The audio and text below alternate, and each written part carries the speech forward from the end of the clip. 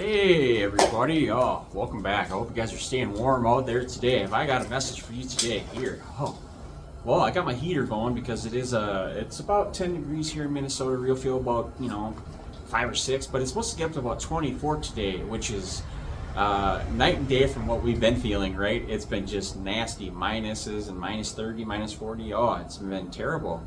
But like everything, it'll come to an end, right? We're going to see spring again, I promise. And I know that these messages have been a little stale lately, not as exciting and not as encouraging. And I've been doing a lot of different stuff. But I took a break this week from giving the recovery readings. And I'm going to continue that break. But I'm also trying to sort through some of the things I got going on in life. And I don't want to bring it to the channel. So I'm going to be bringing you guys just pure encouragement, inspiration, dedication, commitment to the program that we're working, right? And that program isn't AA or NA or anything like that. It's just a daily reprieve, abstinence, if you will, remission from that illness or the things that were wrecking our lives, killing us in a sense.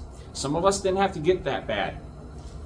Some of us didn't have to go through and maybe hurt people, carry gun, do needles, that sort of stuff. People are varying in their degree of addiction. Me, I went all in. I hit rock bottom. I did the jails, I did the institutions, and I did the needles, and I did the robbing people, I did carrying the guns, I did all that. But what I got out of it was nothing. Zero. Nothing but experience, right? And wisdom to not want to do that again. And we start to figure out how to not do that again in time, in our one day at a time program, if you will, right? Our recipe for success. Yeah? Large and in charge, pound the ground. We're in it to win it. And when we're in it, we're going to win it, because there is no other way that we can do this. We have to present ourselves onward and upward, and present ourselves in a way that's going to be fruitful for other people too, because we want to be an example. We don't want to be just running aimlessly out here. We want people to see that there is a way here, right?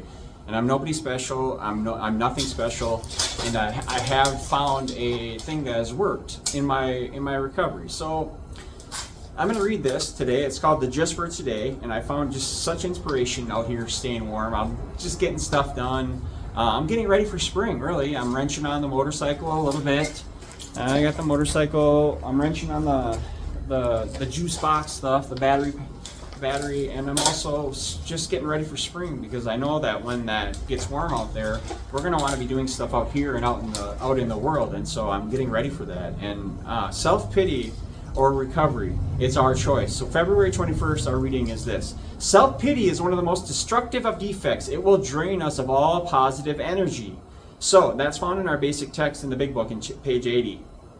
So just for today reading is this. In our active addiction, many of us have used self-pity as a survival mechanism.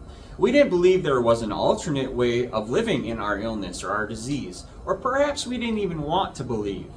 So as long as we could feel sorry for ourselves and blame someone else for our troubles, we didn't have to accept the consequences of our actions, believing ourselves powerless to this change, right? We didn't have to accept the need for change. Using this survival mechanism kept us from entering into recovery and led us closer, day by day, to this self-destruction. Self-pity is a tool of our illness, of our disease. We need to stop using it and learn instead to use the new tools we find in our recovery. We have to come to believe that effective help is available for us. When we seek that help, finding it in our recovery program, self-pity is displaced or replaced by gratitude.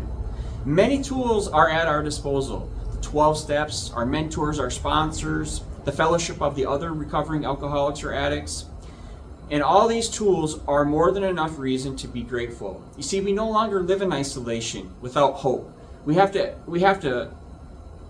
certain help at our disposal for anything we may face. The surest way to become grateful is to take advantage of the help available to us in our recovery and to experience the improvement that the program or recovery will bring in our lives. So the just word today is this. I will be grateful for the hope that recovery has given me. I will cultivate my recovery and stop cultivating self-pity. Now, this is going to take time, of course. It's going to take a lot of time and a lot of effort and a lot of gumption and go on your part, right? But what you're going to learn in this journey is that there are a lot of other people that are willing to go through it with you, and that you're not alone. and that you're worthy, you're loved. And even if the people in your own life aren't telling you that, I'm here to tell you that you are worthy and you are loved. And don't take it from me, okay? Find people, surround yourself with successful people, and go through the ups and downs and the bumps and the slips and trips, because you know what, not every friend out there is going to be our best friend, and not everybody out there is going to be looking out for your best interests. And so we really truly have to be looking out for our own best interests and ask God to help us be protected from people who are out there to do harm. And you know, this last week has been very difficult for me. I've been going through a lot of stuff in my life, and some very personal stuff, and I've come up against a couple of really tough decisions that I've had to make in my life. I've got people in my life that are actively triggering trauma responses from me because of what they're doing and what they're saying. A lot of it is because they're unbeknownst to them. They don't know. They're not aware that I am very sensitive to certain topics, and when those topics get brought up or they get flushed out, I am very defensive, and I don't like being around certain kinds of people. And I'm not saying anybody in particular of any of my friends. This isn't somebody I know very well, and it's not really a friend of mine. So, and then I ran into another situation where, I found out that somebody lied to me and took advantage of the situation and took advantage of my name and my generosity and my niceness and the platform that we have here and on social media. I found out that somebody might have taken advantage of that, and it's unfortunate, because you know what, this guy or this person was a good friend of mine, and I really considered that person to be trustworthy and honorable of the help that we offered to give them after they came to us and asked if I would help them. I said sure, and lo and behold, what they said that they wanted it for wasn't what. So I was lied to, and so I got mad, I got upset, and essentially what's happening is I am trying to find a way forward in my life now where I don't have to necessarily interrupt my whole life when somebody else does something wrong or something that I don't like or agree with, right? Because I have certain trauma responses from my own trauma that I've been in through life, where if people do or say or mention things that could bring up instant memories, and it's tough. I'm going through therapy now to try to work through some of this stuff, but there are things in this life that are no-nos, and there's certain things you cannot do in this life, and if you do those things, I will not be your friend. I will flat out not be your friend. If you lie to me, I will not be your friend. If you've come to me in honesty and told me about it and talked to me about it and asked to be my brother, that's different. But if you lie to me and I find out otherwise, I can't be your friend. I can't trust people who aren't willing to be honest with me.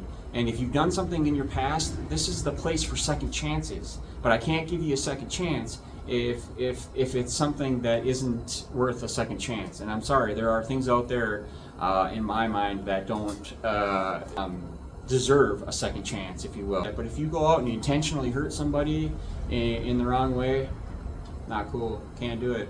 Women and children are off limits, let's just say that.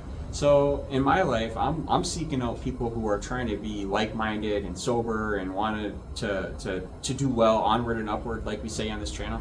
And I found those people. They're out there. I found, there are people in my corner, and there are people that I do trust. But sometimes things in my own life might disrupt things, and it's hard for me right now. It's been so difficult. So without sharing any more, I want to say to you guys, be well out there, be safe and sober out there, and if you need anything, please reach out. But I can't wait to see you on the next one, and stay warm.